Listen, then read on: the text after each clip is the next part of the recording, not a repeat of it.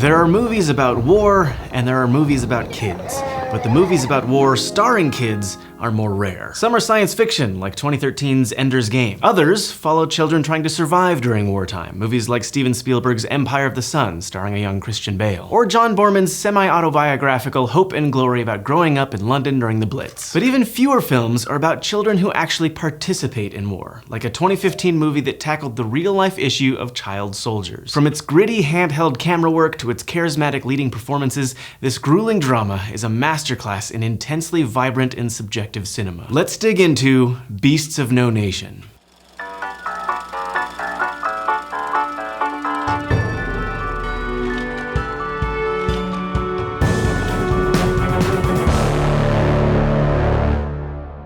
Beasts of No Nation was a dream project for writer-director Cary Fukunaga. He was fresh off two acclaimed features, 2009's Sin Nombre and the 2011 big screen adaptation of Jane Eyre, as well as his stunning direction of the first season of True Detective. So Fukunaga was able to cobble together a tiny budget and haul a crew into the jungles of Ghana to do the near impossible. Based on the 2005 novel by Nigerian-American author Uzodinma Iweala, Beasts of No Nation takes place in a fictional, nameless, African country torn apart by civil war. Various rebel factions battle the military and each other for control of the nation, wreaking havoc, slaughtering civilians, and leaving behind a wake of misery. The story follows a young boy named Agu, played with incredible focus by Ghanaian actor Abraham Attah. Agu lives with his family in what's called the Buffer Zone, a protected safe haven guarded by the United Nations. His life isn't easy, but he's sheltered from the worst parts of the conflict and allowed to maintain a pretty recognizable childhood. He plays with his friends, jokes with his older brother, and does chores for his family. That all changes when the government falls and the war comes to his doorstep.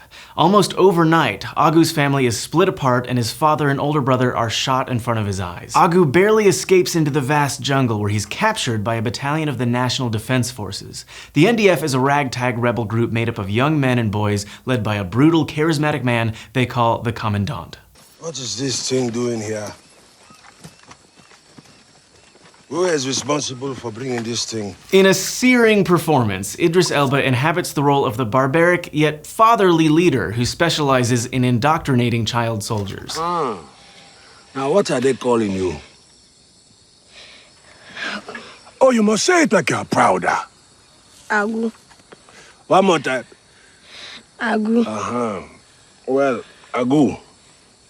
That is what I will be calling you then, eh? Under the Commandant's direction, Agu endures an initiation process that includes killing a captive man with a machete, and he's forced to submit to the Commandant's predatory sexual assault. From there, Agu and his fellow NDF soldiers follow the Commandant across the country, causing destruction and taking over towns until they're called to the rebel capital and the Commandant is demoted. This begins a downward slide that ends with most of the child soldiers dead, and the rest abandoning the Commandant after he and Agu hold each other at gunpoint. Rescued by UN peacekeepers, Agu and the other children wind up in a coastal rehabilitation school, struggling to recognize their own humanity and recover some sliver of their childhood. It's an incredibly harrowing story filled with both darkness and violence, and Fukunaga's skill with the language of cinema makes it a mesmerizing film. From the opening shot, Fukunaga makes a nod to the fact that what we're watching is an illusion.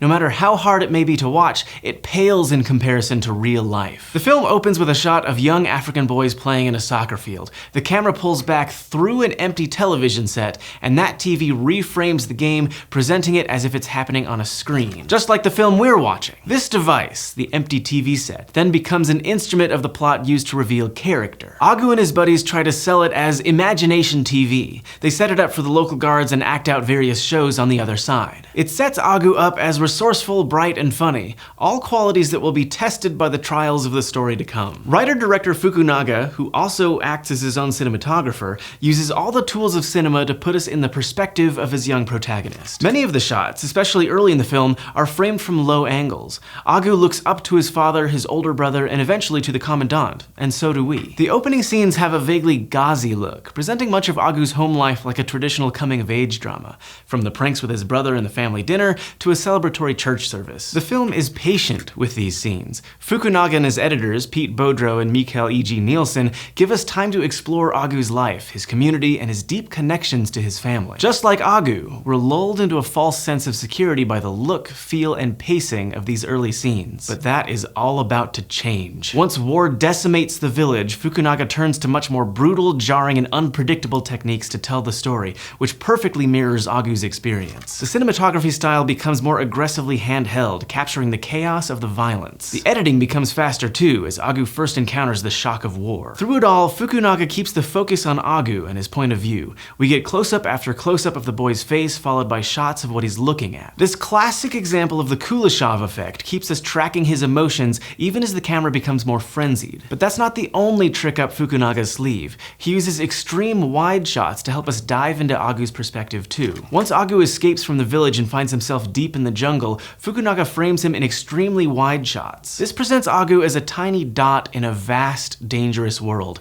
emphasizing his insignificance and vulnerability. His life has been wrenched out of the comfort of a community and a home, and suddenly becomes extremely precarious. Most of the middle of the film is shot in a realist style, with natural lighting, handheld camera work, and diegetic sound, or sound whose source exists within the world of the film. And the effect of this realist style is one of immediacy. We feel the intensity of each second along with Agu. As he's captured by the NDF troops, comes face to face with the commandant, and becomes one of the many child soldiers, he's forced to live in the moment. And the moment is often unfamiliar and terrifying. Violence, or the threat of violence, fills every scene and lurks after each pan or cut. And we're right there with him. Occasionally, though, Fukunaga breaks this realism to illustrate a big emotional turning point. One instance of this comes after the rebels take down a convoy of military trucks, and the commandant decides to complete Agu's initiation ritual. Agu, who's been carrying ammunition for the troops, is called over, and the commandant orders him to take the life of the last remaining enemy. The man is bound, on his knees, begging for his life.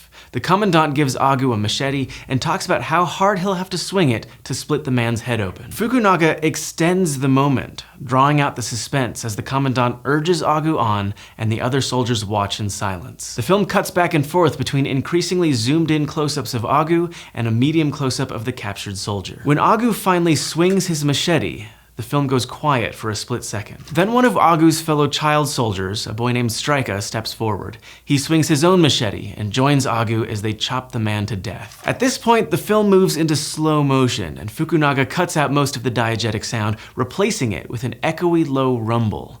This droning sound crescendos as Agu swings his machete. The camera keeps the boys in frame, with the commandant in the background focusing on their expressionless faces rather than the gore at their feet. This whole sequence has the effect of drawing us into Agu's intense personal decision.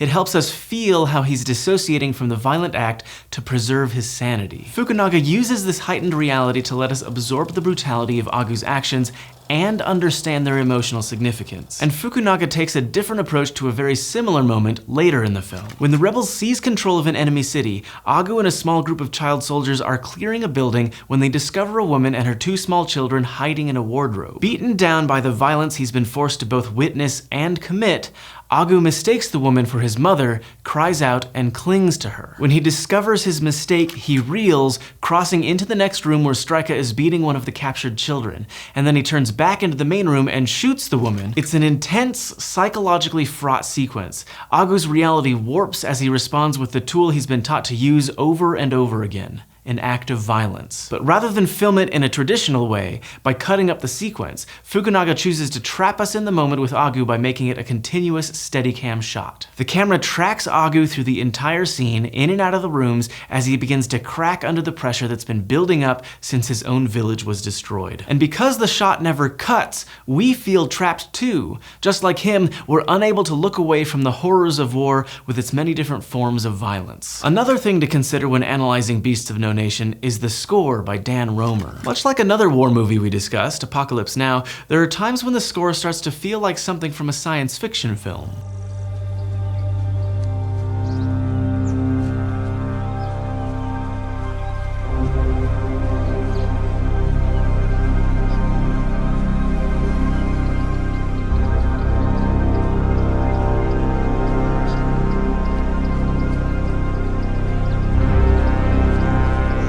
It's subtle, but powerful in making scenes and shots feel otherworldly, like Agu is lost and far away from home, like this isn't even his version of Earth. It can also make us feel like we're seeing a parallel version of Agu, like we're seeing an alternate dark timeline. And in fact, while the film draws heavily on real-life experiences of child soldiers, it's deliberately set in an unnamed fictional African country. So in a way, this actually is another world. The film takes on a new language in the final scenes too, once Agu has freed himself from the Commandant and been rescued by the UN troops. At the Coastal Rehabilitation School, the filming style settles down. Fukunaga uses much less handheld camera work, and the shots last longer. Stylistically, the film becomes more stable, just like Agu's world. He has fresh clothes, plenty of food, an education, and no one pushing him to fight or kill. And yet, he spends time apart from the others, watching the other former child soldiers running into the surf and horseplaying on the beach. In one devastating scene, an aid worker questions Agu about his experiences. She wants him to begin to articulate what happened in hopes that he can work his way through it all psychologically intact. When we meet Agu in the opening scenes, he was an expressive, clever, often joyful boy. This Agu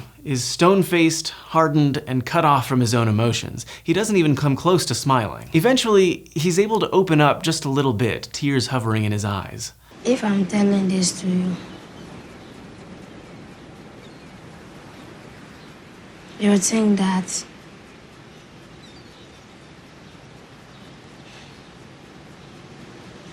I'm some sort of beast